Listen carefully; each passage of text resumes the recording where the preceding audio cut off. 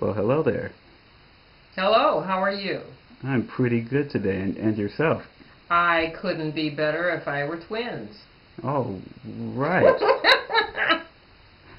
Well, could you introduce yourself to me and the viewing public, please? My name is Olevia Brown-Klahn. I am a licensed independent social worker. Before I was a social worker, I was a music teacher for 12 years. I have a degree in music, bachelor's in music, Bachelor of Arts in social work from Lord, and a Master of Social Work from Eastern Michigan University. What comes to mind immediately as far as helpful educational tips? For me, the first thing that comes to mind is that you need to remember who the child is and who the adult is.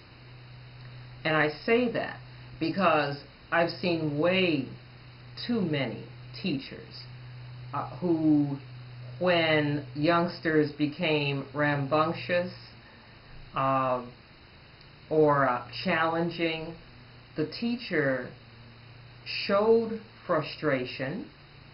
It's okay to be frustrated. You have to be really careful about showing it. I felt that the teacher lost control of him or herself, which meant the teacher was yelling. That actually demonstrates a lack of control. And when youngsters see that, it's like, you've lost. When you do that, you've lost. I believe it's very important for future teachers to bear in mind that if the subject you teach is all you're teaching, that's incomplete. You should be an example of the way a person should live.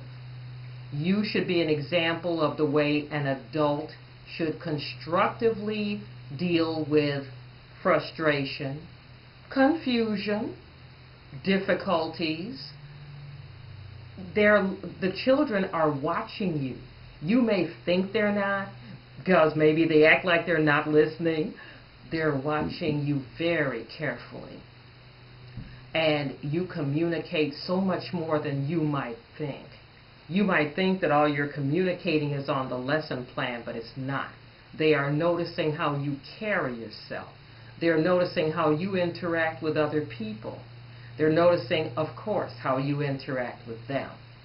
And you need to remember that you are the adult. You need to be in control of yourself. And that you need to realize that you are an example to them. Even though you may think they're not listening and watching, they actually are. So you need to keep all of that in mind. Remember, you're the adult. You're supposed to show them what they should be doing. And the whole thing is, you must demonstrate that you are in control of yourself. And when you're calm in the storm of behavior, when you're calm, it does communicate something to the youngsters, even though they may be bouncing off walls. The fact is, you can't begin to calm them if you're bouncing off walls with them. Somebody's got to keep a cool head, because only someone who does can begin to get control of it. And I do recognize that sometimes it is necessary to raise a voice. Raising a voice and hollering at people is actually not quite the same thing. So again, there are countless behavioral tools, as we say, available to a person, and some are more effective than others. Some are effective at certain times more than others are. But if you're hollering and screaming, that's just to be avoided, because that communicates that you are out of control. And if the adult in the room is out of control, the kids, you actually work better with people when you strive to bring out their best.